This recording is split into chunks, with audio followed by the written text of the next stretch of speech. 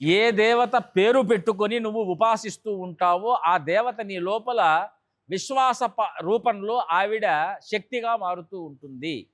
నీ శక్తి అంతా ఏమిటి అంటే విశ్వాసం. అందుకే గురువుల దగ్గరికి పోతే విజ్ఞాన విశ్వాసం కలుగుతుంది. మా గురువుగారు చెప్పింది రైట్ అయ్యా, నేను ఈ మతాన్ని దాటిపోను. ఎందుకంటే ఇప్పుడు శంకర భగవత్పాదులు చెప్పినటువంటి మాట వారి అనుయాయులకు విశ్వాసం, బౌద్ధుడు చెప్పినటువంటి మాట వారి అనుయాయులకు విశ్వాసం. అలా ఏ గురువులైతే ఉన్నారో వాళ్ళు చెప్పిన దాంట్లో వీళ్లకు నమ్మినటువంటి పాత్రత విశ్వాసం. ఇప్పుడు లలిత ఉపాసన, దుర్గా ఉపాసన, గణపతి ఉపాసన, విష్ణు ఉపాసన, శివోపాసన ఇలాగా ఉన్నాయి. అంటే ఏమిటి అంటే దాని యందు మీకు ఇష్టత కలిగి ఆ ఇష్టదేవతను మీరు ఆరాధించటం వలన ఆవిడ మీ హృదయంలో విశ్వాస రూపంలో ఉంటే ఆ అమ్మవారు మాలో ఉన్నారు అనేటువంటి విశ్వాసన కలగటమే ఉపాసన సిద్ధి. అలాగే కృష్ణ పరమాత్మ సాంకేతికమైనటువంటి పదాలలో మనకు శ్లోక రూపంలో చెప్పారు, అనన్యాశ్చింతయంతో మాం ఏ జనా పర్యుపాసతే. ఇంకొక దానిని చింత చేయకుండా, అంటే దేహంలో నా యొక్క గతి ఏమిటి, స్థితి ఏమిటి, నా భవిష్యత్తు ఏమిటి, నా ఆరోగ్యం ఏమిటి, నా మృత్యువు ఎలా ఉంటుంది, నేను ఏ కులంలో పుట్టాను, ఏ జాతిలో పుట్టాను, నాకు ఎంత ఆస్తి ఉంది, ఇవన్నీ నీకు అక్కర్లేదయ్యా. నా అన్యశ్చింతయంత మాం ఏ జనా ఉపాసతే పర్యుపాసతే. కాబట్టి నా యందు దృఢంగా ఉపాసతే విశ్వాసం పెట్టుకొని నన్ను తనుగా భావించుకుంటూ ఉంటారో, తనే నేను, నేనే తను. కాబట్టి ఏ జనా పర్యుపాసతే తేషాం నిత్యాభియుక్తానాం. నాయన నీ నిత్య జీవితం గురించి బాధపడవలసినటువంటి అగత్యము నీకు లేదు. ఎందుకంటే యోగక్షేమం వహామ్యహం. అప్పుడు నీకు పాపము అంటదు, పుణ్యము అంటదు. పాపం వలన వచ్చేటువంటి దుఃఖము నీకు రాదు, పుణ్యం వలన వచ్చేటువంటి సుఖస్పర్శ కూడా నిన్ను చేయదు.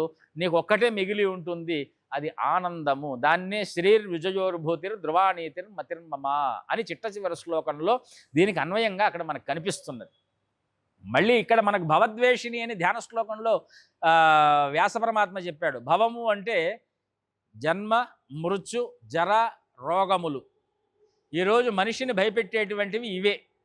జన్మ, అది ఎటువంటి జన్మ వస్తుందో తెలియదు. స్త్రీ జన్మన, పురుష జన్మన, అందులో ధనికుల ఇండ్లలో పుడతామా, దరిద్రతలు కలిగినటువంటి వారి ఇండ్లలో పుడతామా, జ్ఞాన సంపత్తి కలిగి ఉంటామా, ఉండమా, క్రూర సంపత్తి కలిగి ఉంటామా, సౌమ్యంగా ఉంటామా, మనకి ఏం తెలియవు. కనుక ఎక్కడ అనుమానం ఉంటుందో అక్కడ భయం ఉంటుంది అని శాస్త్రం. కాబట్టి బాగా ధనికుల ఇండ్లలో ఇప్పుడు ఒక తల్లి అంతర్వర్తిని అంటే గర్భాన్ని ధరించి ఉన్నది, వీళ్ళకు కూడా భయం, పుట్టేవాడు ఎలా ఉంటాడో తెలియదు. కాబట్టి భయం ఉన్నది అంటే అది భవనంలో ఒక భాగం. భయానికి మూలం భవం. కాబట్టి జన్మ, మృత్యు ఎలా పోతామో తెలియదు. యాక్సిడెంట్లలో పోతామా, ప్రమాదవశాత్తు విషాలతో పోతామా, శస్త్ర సంఘాతంతో పోతామా, లేదంటే కోవిడ్ లాంటి వైరస్సులతో పోతామా తెలియదు. లేదంటే ఇంకేదైనా రోగాలు వచ్చిపోతామా, ఆపరేషన్లతో పోతామా, ధ్యానం చేస్తూ పోతామా, పరమాత్మ యందు లయమైపోతామా మనకు తెలియదు.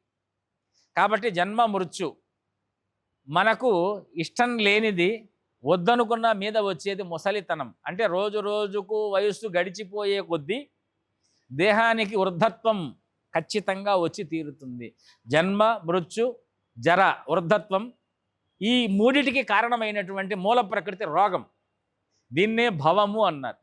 గీతాశాస్త్రం వలన లోకానికి ఉపయోగం ఏమిటయ్యా అంటే, నాయన ఈ గీతాశాస్త్ర ఆనందాన్ని అనుభవించటం వలన ఆ పరమాత్మ అయినటువంటి శ్రీకృష్ణుడిని హృదయాంతరంగాలలో తిష్టవేసి ఉంటే నీకు ఈ జన్మ, మృత్యు, జర, రోగములు అనేటువంటి భయము నీకు ఎప్పటికీ కలగదు, రాదు, రానివ్వడు. ఇంతకంటే పిల్లలకు ధైర్యాన్ని, ఆశ్వాసాన్ని కలగజేసేటువంటి వాక్యం ఇంకొకటి లేదు. ఇది నా మాట కాదు, అందులో ఉన్న ప్రమాణాలను తీసుకొని మనం చెప్తున్నాం కనుక అంభత్వా మనుసందధామి భగవద్గీతే భవద్వేషిణి. భవము, భయము, భయములు 4, జరా, మృత్యు, జన్మ, రోగాదులు. ఈ 4ంటిని కూడా రూపుమాపేది ఏదైనా కలియుగంలో ఉన్నది అంటే గీతాశాస్త్రం ఒకటి. సమాజానికి ఉపయోగం ఏమిటయ్యా అంటే మొత్తం యావత్ భారతదేశము గీతాశాస్త్రాన్ని చెప్పటం వలన అందరిలో కూడా భయధ్వంసం జరుగుతుంది. భయానికి మూల కారణాలు మనం చెప్పాం, జన్మ, మృత్యు, జర, రోగాలు. చిన్నప్పటి నుంచి అభ్యాసం కావటం వలన ఒక దృఢమైన విశ్వాసంతో ప్రతి ఒక్కరూ కూడా గీత చెప్పినటువంటి పరమాత్మ స్వరూపాలుగా వారిని మలుచుకునేటువంటి అవకాశం బాల్యం నుంచి గీతను పాఠ్యాంశంలో పెట్టడం వలన మనం సమాజానికి చేసేటువంటి మంచి ఉపకారముగా భావించవాలి.